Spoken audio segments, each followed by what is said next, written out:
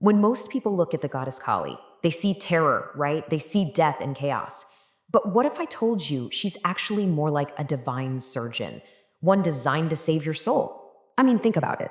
If you've ever felt totally paralyzed by anxiety, or trapped by your own ego, or just unable to take a full deep breath, you probably don't need some nice, gentle solution.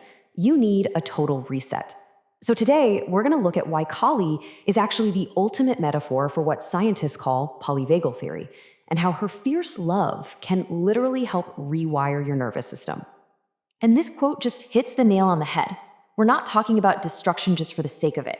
No, this is about a radical kind of healing, one that cuts right to the source of the problem.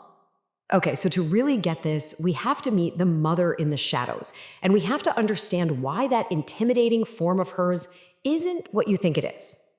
You know, what's so fascinating is her name itself. Kali means time. So Kali is this constant reminder that, yeah, time swallows everything eventually. But here's the kicker. She only destroys what isn't real, what isn't true to begin with. Psychologically, her fierce form is basically a mirror. If you come at her with a big, heavy ego, of course she's gonna look terrifying. But if you approach her with some vulnerability, like a child, you suddenly see a mother fiercely protecting you, mostly from your own BS. And get this, modern science actually has a name for this whole mirror effect. It's called the face-heart connection. It's a huge concept in a field called bioenergetic analysis, which is all about the link between our mind and body. It shows that our facial expressions are a direct, two-way street reflecting our internal state.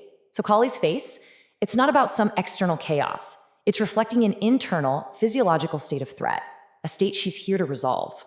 So let's see how this all comes together in this incredible myth about Raktabija, which is, it's the perfect metaphor for the modern overthinking mind. So the story goes there's this demon, Raktabija, and he's got this awful superpower. Every single time a drop of his blood hits the ground, a perfect clone of him springs right up. You can imagine how that fight goes, right? It's an impossible battle. Come on. Is that not the perfect metaphor for obsessive thoughts? You try to squash one worry, and in the process of worrying about it, you create three more. You're just stuck in this endless, exhausting war inside your own head. So how does Kali win? And this is so important. She doesn't just fight harder. That's a losing game. She completely changes the rules. She goes for the root of the problem. She drinks the blood before it can ever touch the ground. And the lesson there for us? Stop trying to fix all your problems on the surface. You've got to face the raw, messy source. And believe it or not, this isn't just ancient myth-making. This is modern biology, which brings us to the incredible science of your vagus nerve. Okay, so think of your vagus nerve as the main information superhighway of your body. It's this massive nerve connecting your brain to your heart, your lungs, your gut, and it's constantly sending signals back and forth about whether you're safe or you're in danger. And the best part, we can actually talk to it and influence it with our breath. So according to polyvagal theory, our nervous system kind of works in levels. At the top, we've got our safe and social state. This is when we're calm, connected, just feeling good. That's run by the smartest, most modern part of the nerve, the ventral vagal. But if a threat shows up, we drop down a level into fight or flight. And if that threat is just too overwhelming, we drop to the oldest, most primitive response. We freeze. That's the dorsal vagal part. Now, when you get stuck in that chronic fight or flight mode, it's like the vagal brake that's supposed to keep you calm has been completely taken off. Your engine is just revving and revving with nowhere to go. And this is where Kali comes in. Her shock therapy is the perfect metaphor for that powerful intervention you need to break out of those stubborn, exhausting patterns. And science is showing us exactly how to hit that brake. A really recent study found that a specific kind of breathing called cyclic sighing, where you really focus on a long, slow exhale, is one of the fastest ways to tell your brain, hey, we're safe, and it measurably improves your mood. So, you ready for a reset?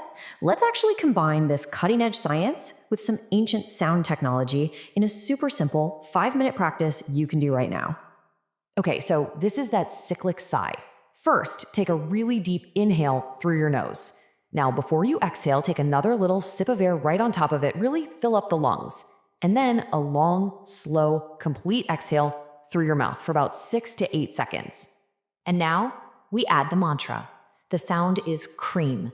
It's known as the Bij mantra, or the root sound of Kali. For centuries, it's been considered a powerful frequency that can immediately slice through fear and that darkness in the mind. So here's how we put it all together. As you're doing that long, slow exhale, you can mentally or even softly say, Om Krim Nama, and just visualize Kali's sword cutting away those multiplying Raktadijya thoughts. Just feel your heart rate drop as you let her take over. And this all brings us to the final and maybe the most freeing idea of all: surrender. You know that famous image of Kali dancing on Shiva's body? Well, he represents pure, still, unchanging consciousness. And she is Shakti. She's the kinetic, creative, wild energy that makes the whole world move. They're like the ultimate power couple, right? Without him, her energy is just chaos. But without her, his consciousness just sits there, completely dormant. And that, right there, is the ultimate gift she gives us. True freedom isn't having a life with no challenges. No way. It's having a life where you are no longer terrified of them because you trust the energy that's moving through you. So I guess the final question is for you. Are you ready to stop fighting all those endless battles in your head? Ready to finally put the sword down and just surrender to that fierce, protective, and transformative love? Because sometimes the most powerful thing you can do is just say, Mother, you handle it.